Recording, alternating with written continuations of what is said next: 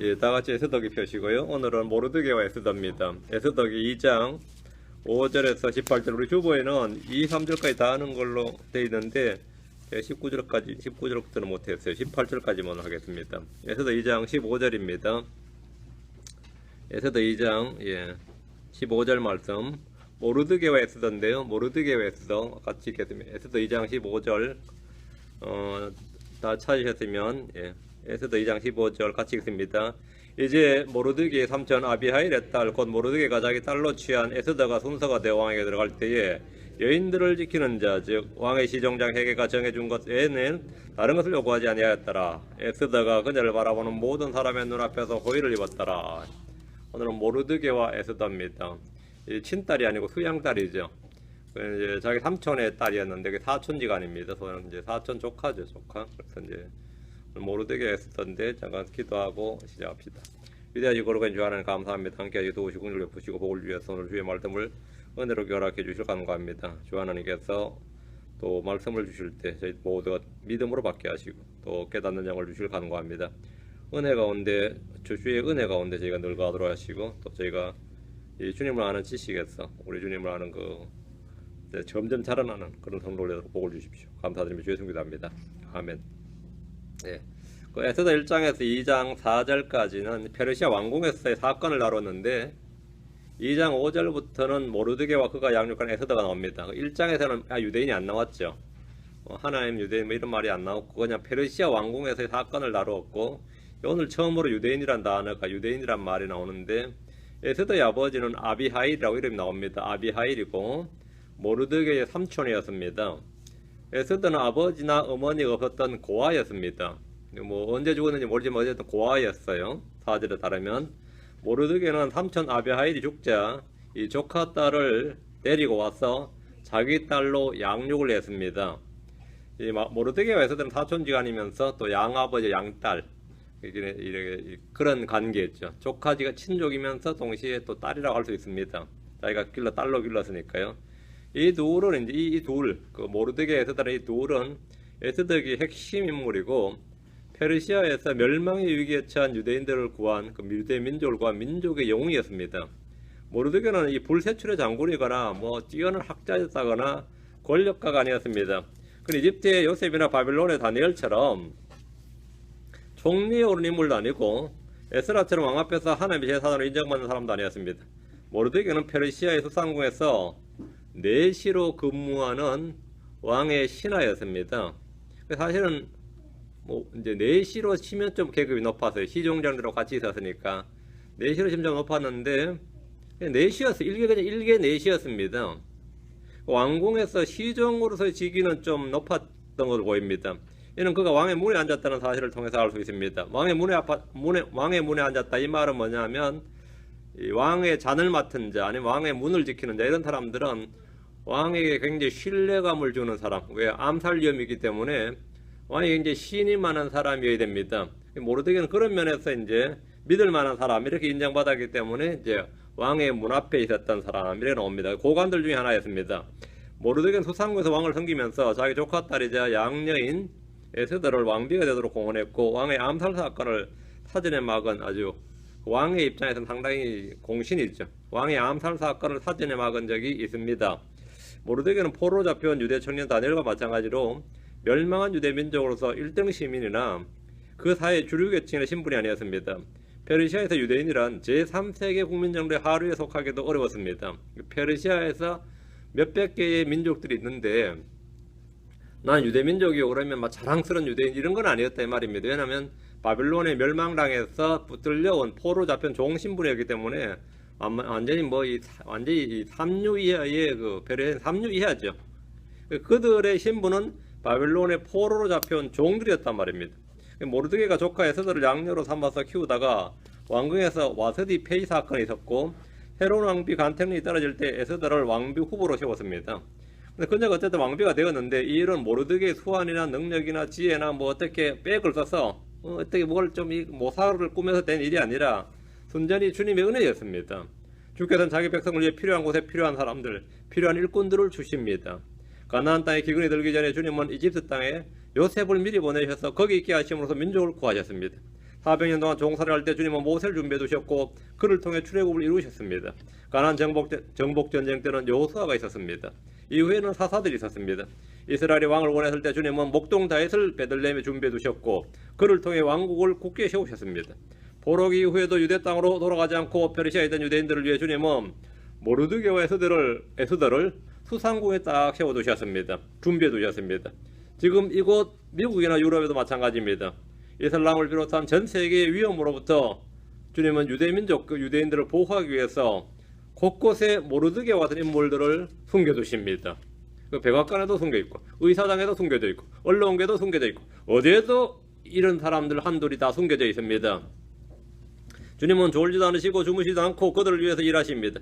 주님은 안식하지 않으시고 우리를 위해서 일하십니다. 하나님께서 어디에서 일하시는지 아십니까? 믿는 우리 안에서 거하시고 우리 속에서 일하십니다.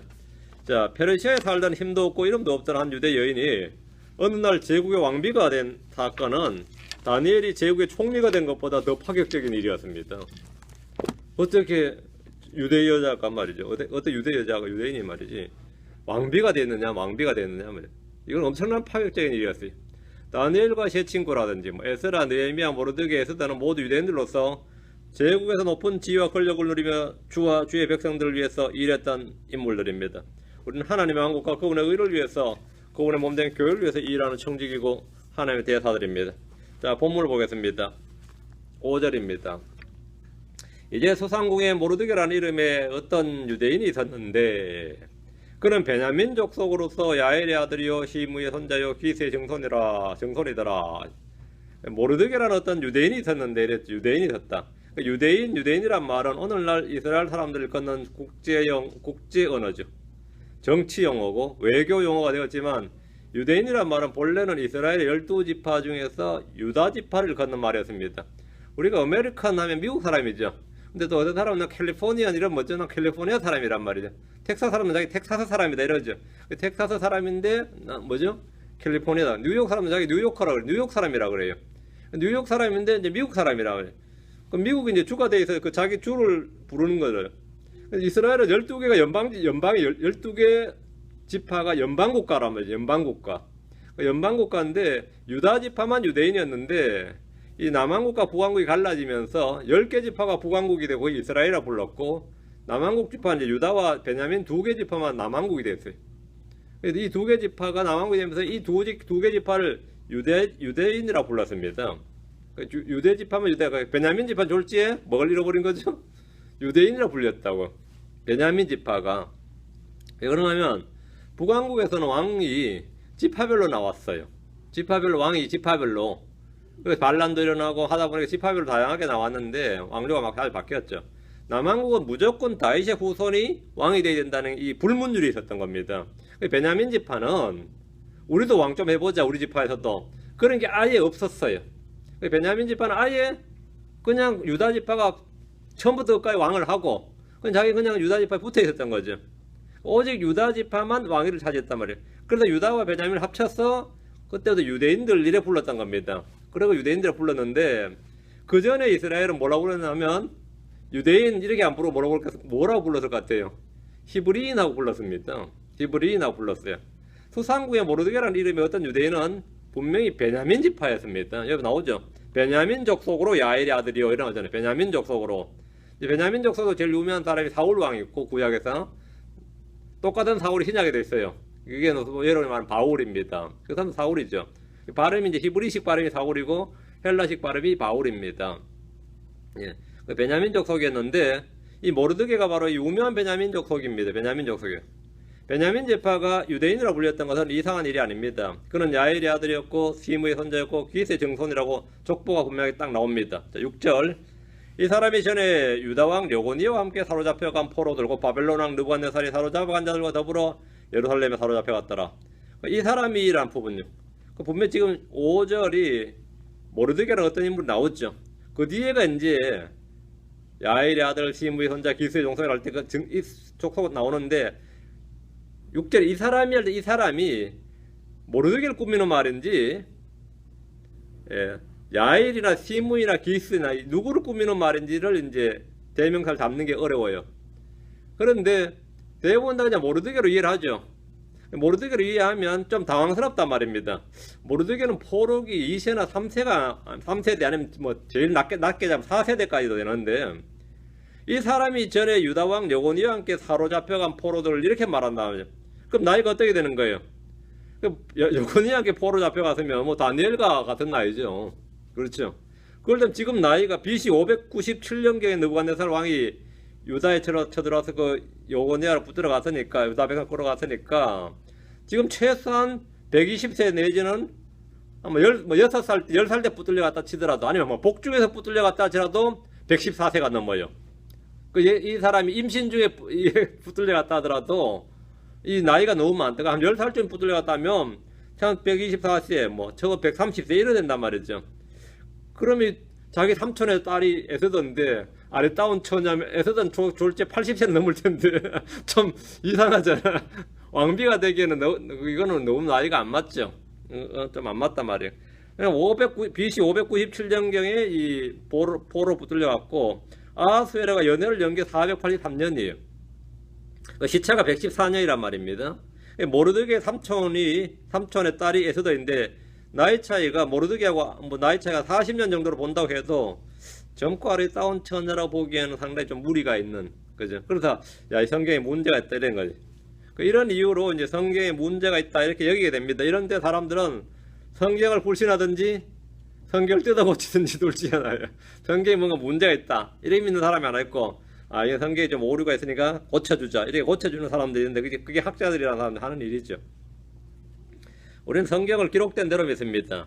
자, 그러면은 어떻게 이해를 하고 해석한 것이 바람직하냐 이 말이죠. 어떻게 내가 불신이 안 빠지고 이 구절을 잘 해석할 것인가 이거죠.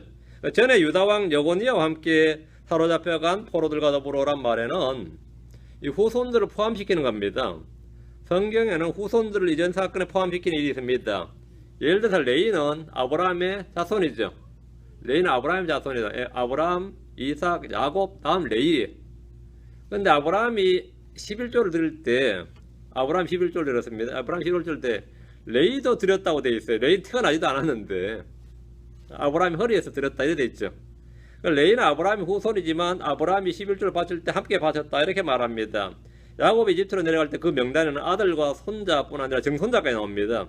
야곱이 내려가므로 거기 속한 사람들이 다 내려갔다는 말입니다. 바벨론에 포로 잡혀간 사람들 속에는 그 후손들도 포함하는 겁니다. 출애굽한 사람들 이렇게 하면 이집트에서 태어난 사람과 이집트에서 나온 사람과 출애굽 1세대뿐 아니라 2세대, 3세들도 전부 다 뭐라 하냐면 몇백 년이 지난 사람들도 이 출애굽한 사람들 이렇게 말하면, 출애굽한 이스라엘은 난 출애굽한 이스라엘이고 여기서 태어났어요 이러지 않고 출애굽한 이스라엘 이렇게 말합니다. 이게 다 포함이 되는, 후손이 포함이 되는 거죠. 그럼 모르드게는 여고니와 함께 온 포로로 자기 손자의 후손입니다. 그럼 이 문제는 사실 전혀 모순된 구절이 아님을 알 수가 있습니다. 그건 전혀 모순이 아닙니다. 그 표현법이 그런 겁니다. 7절, 그가 자기 삼촌의 딸 하다스하 곧 에스더를 양육하였으니 그녀에게는 아버지나 어머니가 없었더라. 그 처녀는 용모가 곱고 아름답더라. 그녀의 아버지 어머니가 죽은 뒤에 모르드게가 그녀를 자기 딸로 삼았더라. 모르드게는 자기 삼촌의 딸 하다스하 곧 에스더를 양육했습니다. 에스더는 페르시아 이름으로 동방의 별, 빛나는 별이라는 뜻이죠. 그리고 이제 하다사는 히브리식 이름인데 아름다운 나무, 뭐 도금냥 나무 이런 뜻입니다. 한국 사람들도 여기 와서 미국 이름도 짓고 한국 이름도 이제 짓죠. 우리 동주도 뭐 동주가 있고 에녹 이렇게 짓는 것처럼 이 사람 유대인이다 보니까 하다사라는 히브리 이름이 있고 에스더라는 페르시아 사니까 페르시아 이름이 있고 이런 겁니다. 두 개 이름인데, 집안 에스더는 자기 아버지는 어머니가 없었기 때문에 집안의 어른인 이제 모르드게에게 컸는데, 인물이 아주 특출난 인물이었습니다. 특출했던지라 본문에도 그녀는 용모가 곱고 아름답더라. 그러니까 에스더 하면 그냥 인물이 좋았어요. 용모가 곱고 아름답더라 이렇게 기록되어 있습니다. 성경의 믿음의 여인들 중에서 믿음만 좋은 게 아니라 인물이 특출난 사람이 좀 있었습니다. 사라가 그랬고 리브가가 인물이 좀 탁월한 인물의 소유자였어요. 사라 같은 경우는 인물이 얼마나 좋았던지 그 나이에 파라오가 반했어요. 그 나이에 하면 사라 나이가 그 당시 이집트 내려갈 때 엄청났죠. 지금 우리가 볼 때는 뭐 엄청났죠. 그래서 어쨌든 뭐 리브가도 마찬가지였어요. 야곱의 부인 라헬도 인물이 좋았습니다. 에스더는 뭐 말할 필요가 없는데 그 미스 페르시아에 뽑힐 정도로 그 왕비로 뽑힐 정도로 탁월한 미모였습니다. 모르드게는 삼촌 부부가 죽자 삼촌의 딸을 양녀로 삼아서 양육을 했는데, 자기 딸로 양육을 했는데, 믿음과 더불어 또 민족을 사랑하는 애국심이 탁월한 사람. 인물도 좋은 데다가 또 뭐 신앙 힘도 좋고, 그러다 마음섬 섬이까지 뭐 자기 희생하는 이 사랑, 민족애가 탁월한 사람으로 그렇게 양육을 받았습니다. 8절. 일차로 왕의 명령과 그의 칙령을 듣고 많은 처녀들이 수상국에 함께 모여 해계의 보호를 받을 때에 에스더도 인도를 받아 왕의 집에 이르러 여인들을 지키는 자 해계의 보호를 받더라. 해계는 이제 이 여인들을 관리하는 이 직물 맡은 시종장이었습니다. 그 왕의 명령에 따라서 이제 왕비 후보로 전국의 아름다운 처녀들이 수상국에 함께 모였고, 이들이 이제 왕이 부를 때까지 교육을 받으면서 몸을 정결하게 하면서 왕의 시종장 해계의 보호를 받았습니다. 해계는 왕국의 여인들을 보호하고 감독하는 왕의 시종장이었는데, 이들 여인들 중에 거기 모인 해계의 보호를 받던 여인 중에 한 명이 에스더였다는 겁니다. 9절. 그 처녀가 그를 기쁘게 함으로, 그 처녀가 에스더가 그를 기쁘게 함으로, 그는 누구냐면 해계죠. 해계를 기쁘게 함으로 그의 친절을 얻으니라. 뭐 이러면 이제 좀 풀리죠. 좀 뭔가 좀 풀리죠. 그가 바로 정결하게 할 물품과 그녀에게 속한 물건들을 주며 또 왕의 집에서 마땅히 그녀에게 주어야 할 7명의 시녀를 주고 그녀와 그녀의 시녀들을 택하여 여인들의 집에서 가장 좋은 곳으로 데려가니라. 은총을 입어서 은혜를 입은 거예요. 그러니까 해계가 막 특혜를 베풀어 준 거예요. 그냥 바로 물품을 주고 물건 주고 뭐 시종을 뭐 여인들 몇 명 줬다고 7명을 주고 말이죠. 거의 뭐 왕비 간택도 안 됐는데 벌써 이 왕비 간택이 된 것처럼 이 파격적인 혜택을 줬어요. 그리고 가장 좋은 곳으로 데려가니라. 제일 좋은 곳에, 가장 좋은 곳에 처소를 딱 말해준 겁니다. 이 말에 에스더가 인물뿐 아니라 이 성품이나 말이나 태도 등이 모두 시종장의 마음을 흡족하게 할 정도로 뛰어났다는 겁니다. 시종장도 이제 여인들을 보한 사람인데 뭐 사람을 많이 보고 많이 봤지만 이게 딱 한눈에 알아본 거예요. 내가 후보다. 이건 거의 뭐 1순위다.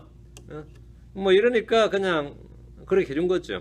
에스더가 뭐 잘 보이려고 뇌물을 바쳤다든가 뭐 눈짓이나 웃음을 팔았다든가 양을 떨었던 것이 아니라 군계일하게 뛰어남을 보였다는 말입니다. 시종장 해계는 한눈에 에스더가 왕비 1순위라는 사실을 알았고 그녀에게 호의를 베풀었습니다.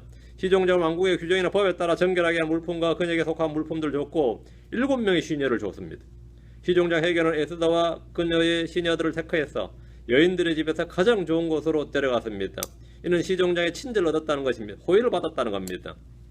우리는 이미 여러 차례 주를 기쁘시게 하는 것에 대해서 공부했습니다. 주를 기쁘시게 하는 것.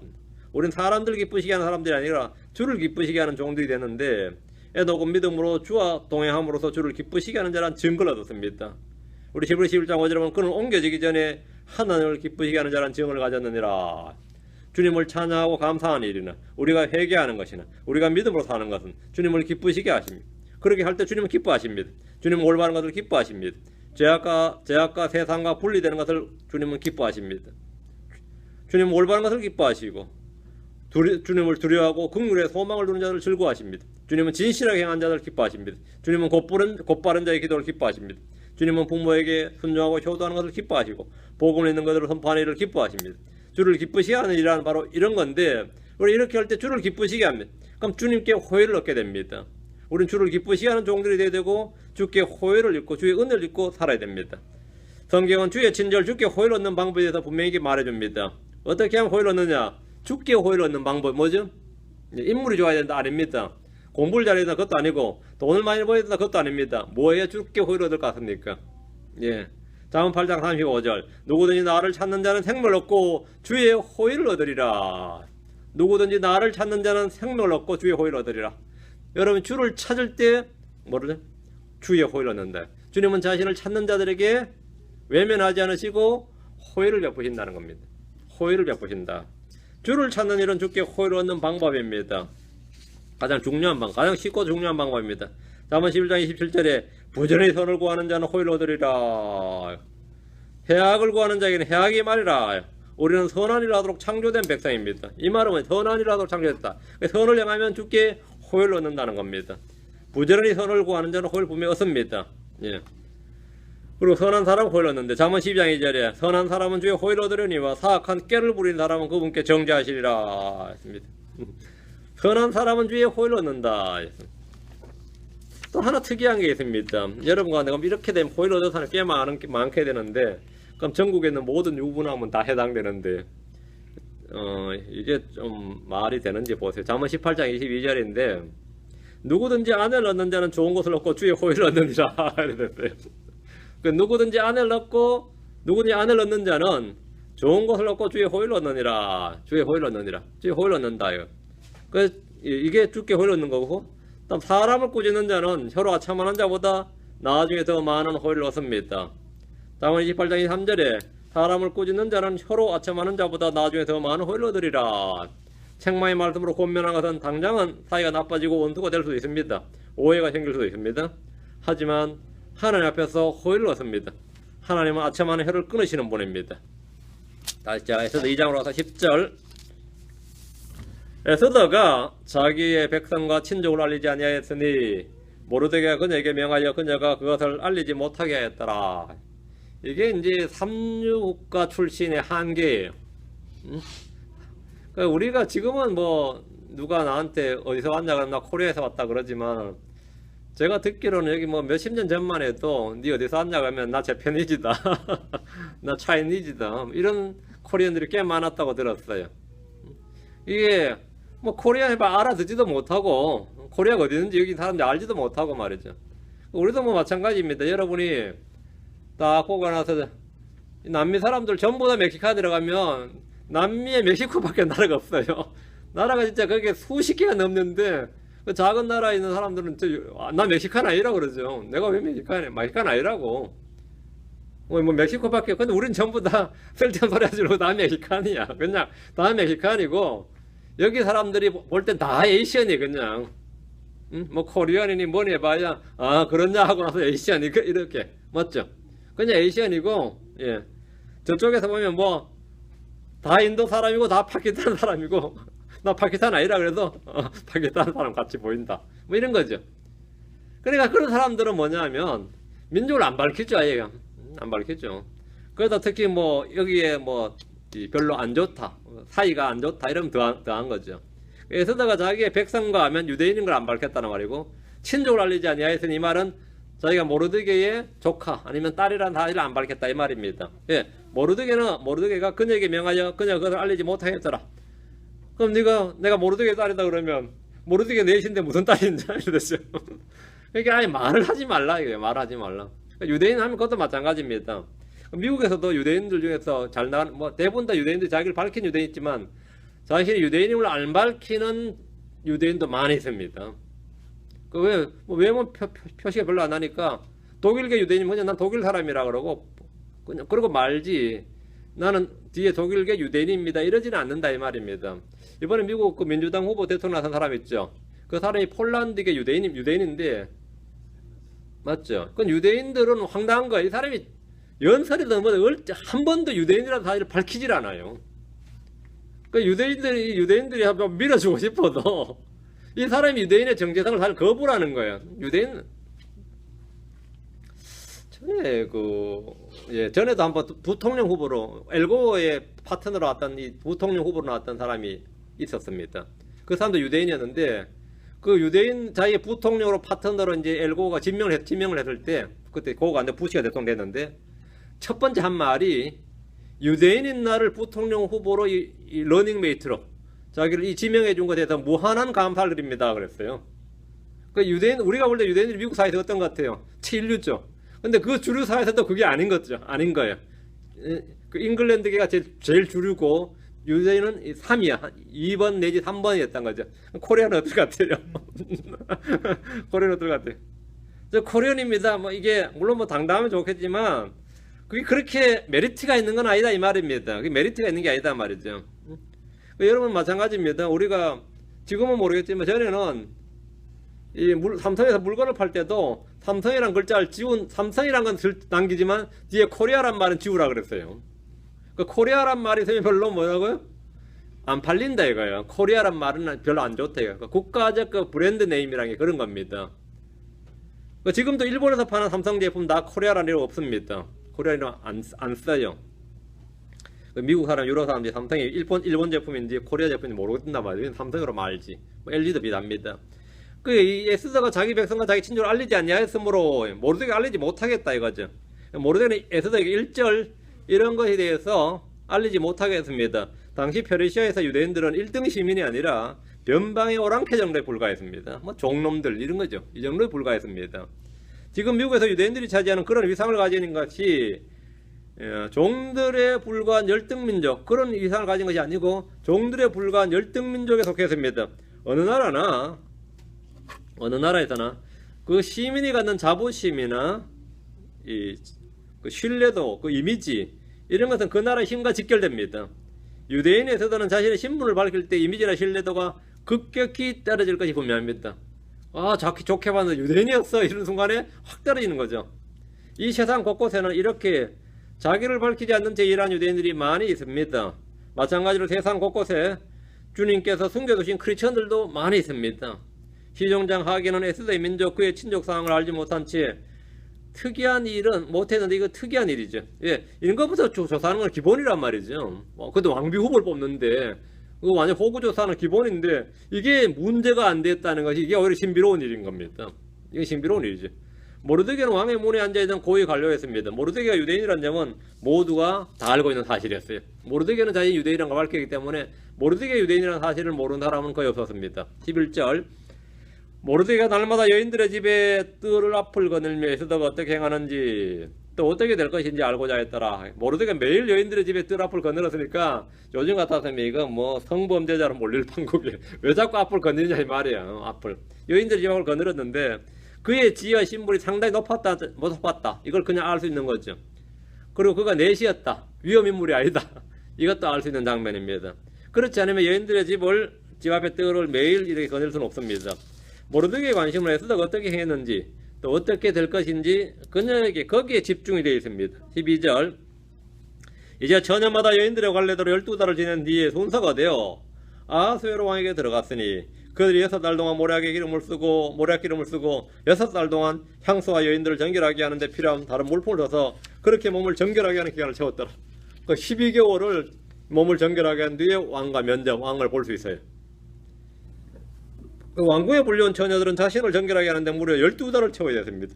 6개월은 모략 기름을 쓰고 6개월은 향수와 여인들을 정결하게 하는데 필요한 다른 물품을 넣어서 자기 몸을 정결하게 하는 기간을 채우는데 왕 앞에 들어간 여인들은 자기 몸을 정결하게 하는데 이렇게 1년을 채웠습니다. 이게 관례였습니다. 이 부분은 우리가 교훈적으로 영적으로 교훈적으로 교회가 주님 앞에 얼마나 순결하고 깨끗하게 단장해야 되는지 생각나게 합니다. 에베소 5장 27절에 또 그것을 점이나 주름이나 그런 것이 없는 영광스러운 교회로 자기를 위해 제시하려 하심이며 교회가 거룩하고 흠이 없게 하려 하심이니라. 주님께서는 교회도 바로 이렇게 세우신다는 거죠. 왕의 시종자 헤게는 왕궁에서 여인들의 집에서 이런 일을 감독했는데 성령은 부름받은 성도들을 이렇게 감독하십니다. 정결하게 순결하게 그리고 지키고 보호하시는 겁니다. 헤게 역할을 누가 하냐고 성령이 하신다 이 말입니다. 13절입니다. 이같이 처녀가 왕에게 갈 때에는 그녀가 무엇을 요구하든지 다 그녀에게 주어 여인들의 집에서 왕의 집으로 가지고 가게 하였더라. 왕이 부른다는 말은 이제 재산 후궁은 될 수 있는 거죠. 각 처녀가 왕에게 나갈 때는 그녀가 무엇을 요구하든지 다 그녀에게 줘서 왕의 집으로 가겠습니다. 그래서 왕이 마음에 들어버린 이제 왕비가 되는 겁니다. 각 처녀는 왕의 호의를 입기 위해서 필요하다고 생각되는 것들을 요구하면 전액 국비로 자기 사비가 아니라 전액 국비로 필요한 물품이 다 제공이 되었습니다. 옷이나 향료나 몸을 치지 않을 필요한 보석이나 화장품 등 뭐든지 요구하는 대로 줘서 왕 앞에 설 수 있습니다. 왕의 집으로 갈 때 왕비가 되느냐 후궁이 되느냐가 결판나는 중대한 순간이기 때문에 왕을 기쁘게 하고 왕의 호의를 얻기 위해서 모든 물품이 제공되었습니다. 여인들의 집에서 왕의 집으로 옮기는 것은 엄청난 신분의 변화가 동반이 됩니다. 우리는 주님 앞에 서기 위해서 무엇을 가지고 나가야 됩니까? 뭘 가지고 나가야 돼요? 우리는 각자 우리가 하늘에 쌓아둔 보물들을 가지고 나가야 될 겁니다. 우리가 행한 일을 가지고 주님 앞으로 나가야 됩니다. 하나님 우리의 모든 필요를 제공해 주십니다. 모든 필요를 제공해 주십니다. 그럼 지금 우리가 하나님 앞에 나갈 때는 어떻게 나가는 겁니까? 지금 예수의 피를 가지고 나가는 겁니다. 예수의 피를 가지고 그분의 의를 가지고 주님 앞으로 나가야 됩니다. 14절 저녁에 그녀가 갔다가 다음 날 여인들의 둘째 집으로 돌아와 후궁들을 보살피는 왕의 시종장 시아스가스의 보호를 받았는데 왕이 그녀를 기쁘게 여겨 이름으로 그녀를 부르지 아니하면 그녀가 다시는 왕에게 들어가지 못하였더라. 이게 그 당시 페르시아 관례였던 것 같아요. 왕이 다시 이름으로 불러야 돼. 왕 이름으로. 왕이 이름으로 부르고 그 이름이 기억되면 그 사람은 다시 왕 앞으로 가요. 왕비가 되는 거죠. 그렇지 못하면 다시는 왕에 들어가지 못했다. 왕의 집으로 들어간 여인들은 왕과 하룻밤을 보낸 후에 왕이 마음에 든다 이거예요. 다음날 여인들이 둘째 집으로 돌려보낸 거죠. 돌아왔습니다. 이곳이 후궁의 처소입니다. 왕이 그 이름을 다시 부르면 다시 들어가는 거지. 이곳에서 후궁들을 보살피는 왕의 시종장이 이름이 시아스가스예요. 여인들의 집에서는 후보들은 누구였어요? 해계였죠. 여기는 이제 후궁들입니다. 시아스가스의 보호를 받았고 왕이 그녀를 기쁘게 여겨서 이름을 부르면 다시 왕 앞으로 가지만 그렇지 않으면 다시는 왕에게로 들어가지 못했습니다. 이렇게 여인들의 집에 있던 처녀들이 차례대로 왕에게 가서 왕이 기뻐하는 여자를 왕비로 택하게 됩니다. 당시 페르시아 제국의 왕비 선택의 관습, 제도를 지금 보여주는 겁니다. 왕의 이름을 기억하는 사람, 왕에게 이름이 기억된 사람은 왕에게로 다시 들어갑니다. 자, 그럼 성도들은 어떤 존재들이냐? 성도들은 어떤 존재들입니까? 왕들의 왕이신 주께서 우리의 이름을 기억하시고 그 이름을 하늘의 생명책에 기록하시고 그 이름으로 부르십니다. 그 이름으로 부르십니다. 요한복음 10장 3절에 문지기는 그에게 문을 열어주고 양들은 그의 음성을 듣나니 그가 자기 양들을 이름으로 불러 그것들을 밖으로 인도하느니라. 이름으로 불러. 주께서 기억하신 이름은 권력자나 부자나 학자들이나 장군들이나 이 세상에서 명성을 떨친 어떤 사람들이 아닙니다. 주를 위해서 일한 사람의 이름을 기억하십니다. 주님은 파라오의 이름을 기억하지 않으시지만 히브리 산파들의 이름을 기억하십니다. 누구죠? 십보라와 부하였죠. 주님은 모세를 키워준 파라오의 딸의 이름을 기억하지 않으시지만 그의 어머니 요게벳의 이름은 기억하십니다. 주님은 어떤 부자 이름이 아니라 그냥 어떤 부자라고만 하셨지만 거지 나사로 이름은 성경에 기록해 두셨습니다. 나사로 이름을 기록해 두셨어요. 우리는 이런 예를 수없이 많이 볼 수 있습니다. 주님이 기억하신 이름이 되려면 예수 그리스도를 믿으면 됩니다. 그때 주님은 그의 이름을 기억하시고 그의 이름을 기록하시고 그의 이름으로 그 사람을 부르십니다. 15절 이제 모르드게 삼촌 아비하일의 딸고 모르드게가 자기 딸로 취한 에스더가 순서가 되어 왕에게 들어갈 때 여인들을 지키는 자 즉 왕의 시종장 헤게가 정해준 것 외에는 다른 것을 요구하지 아니하였더라. 에스더가 그녀를 바라보는 모든 사람의 눈앞에서 호의를 입었더라. 이제 모르드게 삼촌 아비하일의 딸이 아비하의 딸 그 에스더가 순서가 돼서 이제 왕 앞으로 나아가게 된 겁니다. 에스더는 왕에게 들어갈 때 여인들의 집을 지키던 시종장 헤게가 정해준 것 외에는 아무것도 요구하지 않았습니다. 뭐 마음대로 요구해도 되는데 요구하지 않았단 말입니다. 비싼 옷이나 자신을 꾸밀 보석이나 여인들에게 필요한 화장품이나 여러 물품, 향료 같은 것을 요구하지 않았다 이 말입니다. 다른 것을 요구하지 아니하였더라. 에스더는 왕의 호의를 위해서 자신의 외모를 치장하는 데 전략하기보다는 두려움이 동반된 정숙한 행실을 보였고 온유하고 조용한 영의 장식으로 자신을 꾸몄습니다. 이게 이제 비밀병기죠. 에스더의 비밀병기였어요.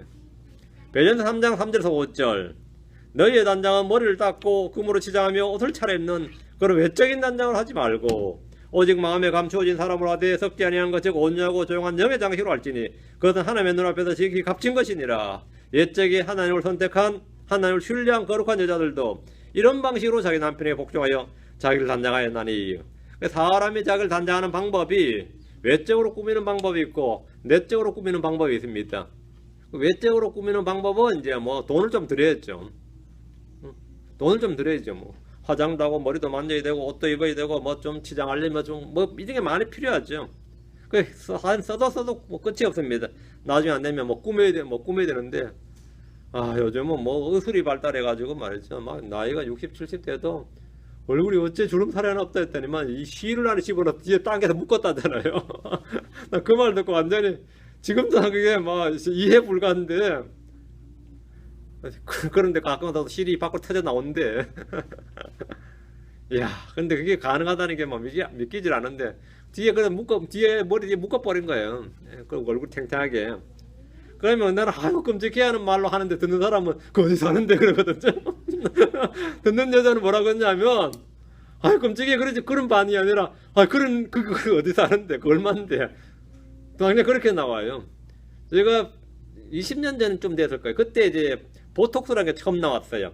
보톡스 아직까지 일반인에게 시술은 안 되고 보톡스가 나와서 이것이 이제 상용화 되겠다 할 때 제가 그거를 제가 타임지에서 읽었어요. 내가 이 별 미친 놈들이 독이잖아 결국. 독을 얼굴에다 쏴서 피부 근육을 마비시켜서 그게 보톡스입니다. 내가 야 이게 상용화 되면 참 기가 막히겠다. 이게 누가 이거를 하겠냐? 자기 피부에다 독을 주사하겠냐? 이러고 이제 제가 어떤 분한테 이야기했더니만 그 언제 된대요? 그래서 굉장히 관심을 근데 얼마나 곧 되더라고요 실제로. 그 보톡스 한번 그때 읽었던 그 보톡스가 지금은 그건 다 상품으로 나와가죠. 응?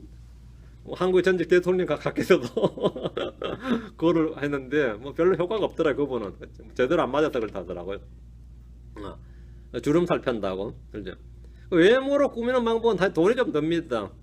제가 돈을 쳐버리면 뭐 다 뭐 됐죠. 뭐 옷이 날개란 말도 있고. 근데 이 내적인 아름다움은 그 내적인 이 속이 비면 빌수록 외모를 꾸미게 됩니다. 속이 비면 빌수록. 실제로. 여러분 뭐 가방을 봐도 막 그 신상이란 뭐 명품 신상을 다 걸친 사람들 있죠. 그게 다 속이 비어서 그래요. 속이 비니까 그래밖에 채울 수가 없는 겁니다. 그렇게 속에 그게 안 민 사람들은 그런 것으로 채울 일이 없어요. 응? 채울 일이 뭐 그런 게 없는데 속이 비면 하여튼 밖을 뭐 이렇게 치장해서 그게 뭐 사실 속임수거든요. 여러분 화장도 메이크업이라죠. 메이크업이라는 뜻이 속임수란 뜻입니다. 이게 메이크업이 속인다는 뜻이에요. 화장한다는 게. 그럼 믿음의 여인들은 어떻게 했냐면 이렇게 했다잖아요. 어떻게 했다는 거죠? 오직 마음에 감추어진 사람으로 하되. 우리 속에 히든맨이 누구죠? 예수 그리스도입니다. 예수는 우리 속에 있는 감추어진 사람이에요. 우리 속 사람 감추어진 사람입니다. 옛적에 하나님을 신뢰한 거룩한 여자들도 이런 방식으로 자기 남편에게 자기 복종의 자를 단장하였나니 이게 바로 속사람을 단장하는 겁니다. 옛적에 하나님을 신뢰한 거룩한 여자들 할 때 이 거룩한 여자들 속에는 당연히 에스더가 포함되는 겁니다. 에스더도 이런 방식으로 했다는 거죠. 자 다시 5절. 에스더가 그녀를 바라보는 모든 사람의 눈앞에서 호의를 입었더라. 그러니까 혹시 집에 뭐 명품 백이 있다든지 뭐 그런 거 다 파세요. 그거 웬만하면. 그리고 그런 지갑도 마찬가지고 그거 사달라고 남편 쪼르지 마세요. 그것만큼 미치는 크리스천이 없어요. 정말로. 그거 못 사가지고 말이야 내가 내 인생은 왜 이런 모양일까 싶은 거 있죠. 뭐 반지도 뭐 다이아 반지는 있어야 되고 목걸이도 뭐가 있어야 되고 뭐 요즘 뭐 루이비통 뭐 루이비통도 요즘 상품 다독하나 뭐 샤넬이 있어야 되고 한 사람도 있잖아요. 그거는 이제 크리스천이 그런데 끌린다는 자체가 벌써 영이 틀려 먹은 거예요. 그렇지. 그런데 끌린다는 자체가 그런 미친 진짜 적이 없어요. 크리스천들이 교회 와서 막 교회 나올 때 막 이럴 날 집에 그 있어도 가지고 나오지 마세요. 그거. 그냥 평범한 거 갖고 나와요. 평범한 거 장바구니 같은 거 있죠. 그래야 은혜를 받지. 그거 들고 나와 버리면 저는 아예 상품의 가치를 모르니까 아무리 들고 나서 제가 그게 뭐 샤넬이 뭔지 몰라 얼마짜리인지 알면 내가 시험 들겠지. 저는 아예 몰라요. 그러니까 뭐 상관없는데 꼭 누가 일러줘. 오늘 누가 엄청 신상 같다고. 그러면 제가 이런 미친 이런 생각이 들어. 그래서 나한테 그걸 판단받지 말고 그냥 웬만한 거 집에 쓰던 거 있죠. 그런 거 갖고 와요. 뭐 자기가 뭐 다른 데 갈 때 모르겠는데 교회 왔을 때 그런 거 하는 거 아닙니다. 예. 옷도 마찬가지고요. 외적인 단장을 하지 말라 이 말입니다. 자 15절. 에스더가 그녀를 바라보는 모든 사람의 눈앞에서 호의를 입었더라. 이것은 에스더의 매력이 넘쳤다고 느껴지는 부분이긴 하지만 사실은 에스더가 주님의 눈에 먼저 호의를 입었다는 걸 알 수 있는 대목입니다. 사람의 길에 주를 기쁘시게 하면 그 사람은 하나님과 사람에게 호의를 입습니다. 성경이 말하기를 잠언 29장 26절에 많은 사람이 치리자의 호의를 구하나 모든 사람에 대한 판단은 주로부터 오느니라. 모든 사람의 판단은 주로부터 오느니라. 그 에스더에 대한 이런 모든 호의는 뭐죠? 주로부터 왔다 이거죠. 한두 사람이 호의를 입는 것이 아니라 그녀를 바라보는 모든 사람의 눈앞에서 호의를 입었다는 것은 일단 요즘 애들이 쓰는 말로 하면 뭐죠? 엔티가 없었다 이 말이에요. 이건 드문 일이지. 일단 에스더의 인물이 말이에요. 그 여신급의 지금 요즘 애들 말로 쓰면 뭐 탤런트 연예인이 아니라 그 여신급의 미모에다가 사람을 끄는 매력까지 있었는데 모든 사람 눈앞에서 그 엔티가 없었다는 것은 이런 주님께서 사람들의 마음을 움직이신 겁니다. 이거는 아무리 사람이 뭐 똑똑하고 뛰어나도 다 엔티가 있게 마련입니다. 엔티가 없을 수가 없어요. 근데 에스더가 이런 거 없이 그냥 샥 이건 사람 힘으로 된 일이 아닙니다. 호의를 입은 거죠. 16절. 이처럼 아하수에로 왕의 통치 제7년 10월 곧 데벳월에 에스더가 이끌려 왕의 집에 들어가 왕에게 나가니. 제가 성경이 가끔 질문하다 이 대배돌이 몇 월 달이에요? 이렇게 묻는 사람들 황당하거든요. 대배돌이 몇 월 달인 것 같아요. 예, 그 앞에 있으니까 묻지 마세요. 10월 곧 대배돌이니까. 그 성경 웬만한 그 모르는 외래어는 말이죠. 앞뒤 문맥이 다 있습니다. 해석이. 앞뒤 문맥이 다 있어요. 예.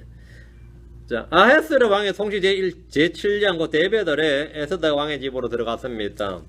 그 이 4년째에 뭐 했어요? 연애가 있었고 와서디가 쫓겨났거든요. 이제 3년이 지났어요 벌써. 3년이 지났습니다. 이런 거는 이제 여러분 성경 공부하면서 그냥 탁탁 알아내는 겁니다. 대배돌이 언제인지 몰라서 뭐 묻거나 사전 찾는 성도가 있다면 본문을 다시 보시면 됩니다. 10월입니다. 에스더가 왕궁에 들어간 일이 아하스웨로 왕의 통치 제7년에 만난 겁니다. 아하스웨로 왕 7년에. 예표적으로 이스라엘은 7년 대환란을 겪습니다. 그러나 그들은 대환란을 멸망하는 것이 아니라 구원을 받고 도리어 원수들을 멸합니다. 자, 17절입니다. 왕이 모든 여인보다 에스더를 더욱 사랑함으로 그녀가 모든 처녀보다 왕의 눈앞에서 은혜와 호의를 더 많이 보니라. 예, 그가 그녀의 머리에 왕비의 관을 씌우고 그녀를 와스디 대신 왕비로 삼았더라. 그 아하스웨로 왕은 에스더를 모든 여인보다 더욱 사랑했습니다. 잠언 21장 1절에 왕의 마음이 물 있는 강들과 같이 주의 손안에 있나니 그분께서 신이 원하시는 곳으로 그것을 돌리시느라 한대로 왕의 마음을 에스더에게 싹 주님께 돌리신 거지. 에스더는 왕의 눈앞에서 모든 처녀보다 은혜와 호의를 더 많이 입었습니다. 왕은 그녀의 머리에 왕비의 관을 씌우고 모든 왕비의 관을 씌우고 와스디 대신 왕비로 삼았습니다. 유대인 에스더가 제국의 페르시아의 왕비가 되는 순간이었습니다. 어째 뭐 우여곡절이 많았지만 이렇게 해서 왕비가 되었어요. 왕비가 되었습니다. 18절 그때 자기의 모든 통치자들과 신하들에게 큰 잔치 곧 에스더를 위한 잔치를 베풀었더라. 왕이 또 지방들에게 면제를 명하고 왕의 형평대로 선물을 주니라. 새로운 왕비를 얻자 왕은 에스더를 위한 잔치를 베풀었는데 이거는 뭐 이제 국혼이니까 당연한 거죠. 왕비를 얻었으니까. 그리고 이제 지방들에게 면제를 명하고 이 말은 세금 면제 혜택입니다. 세금 면제 혜택이나 아니면 죄수 사면, 죄수를 이제 방면하라 이런 걸 말합니다. 국가의 경사가 있을 때 이제 왕의 뭐 왕자가 결혼한다든지 또는 뭐 애가 태어났다든지 왕자가 태어났다든지 이럴 때 사면령이 많이 떨어졌죠. 죄수 사면을 말하는데 국가의 경사가 있을 때 왕들이 흔히 베푸는 시혜 중에 하나입니다. 그리고 이제 또 뭐 이 굴량미나 궁율미를 풀어가지고 양식을 또 다 주게 한다든지 뭐 조선시대도 많이 있었던 일입니다. 어느 나라나 이제 왕조국가에서는 흔히 있는 일인데 왕의 형편대로 선물을 주니라 이것도 같은 거죠. 새로운 왕비를 맞은 왕의 기쁨을 온 국민에게 선포하고 알린 일입니다. 그래서 왕의 덕을 칭찬하게 하고 다 축하를 받는 거죠. 백성들이 축복을 받는 건데 그렇게 안 하면 지는 또 세장가 들고 말이죠. 우리는 이렇게 굶어 죽고 하면 또 왕을 막 저주하면 어떻게 되겠어요? 국민들이 안 좋다 말이죠. 이럴 때는 이제 왕이 그걸 하는 거죠. 이건 뭐 관례였습니다. 모르드게와 에스더의 출현은 이제 앞으로 이들을 통해서 하나님 이루실 일들에 대한 예고편입니다. 지금 이게 예고편이에요. 이들은 민족이 위기에 처했을 때 자기 생명을 돌보지 않고 민족의 구원을 위해서 부단히 최선을 다해서 일을 했어요. 뭐 그 결과 물론 주님이 다 이루시지만 하나님 앞에서 사람들이 일을 할 뿐입니다. 하나님을 위해서. 다만 하나님이 그 일을 이루시는 거예요. 일을 이루시는 분은 하나님이시니까. 될까 안 될까 그런 거는 신경 쓰지 말고 해야 될 일을 하는 것, 그것이 바로 성도의 모습입니다. 오늘 여기까지 하고 다음 시간에 계속하겠습니다. 오늘은 모르드게와 에스더, 모르드게와 에스더에 관해서 했습니다. 좀 쉬었다가 11시 예배 드리겠습니다. 그냥 기도합시다. 이제 이걸로 주하나님 감사합니다. 함께 해주시고 운을 베푸셔서 오늘 주의 말씀을 선포했는데 오늘도 온종일 계속해서 주의 말씀이 풍성하게 이 교회 모든 성도들 귀에 들리게 하시고 마음에 말씀의 씨앗이 뿌려지게 하시고 또 많이 자라나게 하시고 또 저희 모두가 주님을 향한 헌신과 수고를 통해서 주님 주실 보상을 기대하고 그것을 바라게 하시고 하늘에 보물을 쌓아두게 하시며 또 주님을 기쁘시게 하는 자란 증거를 다 얻게 하시길 간구합니다. 은혜 많이 베풀어 주십시오. 감사드리며 주의 성기도합니다. 아멘.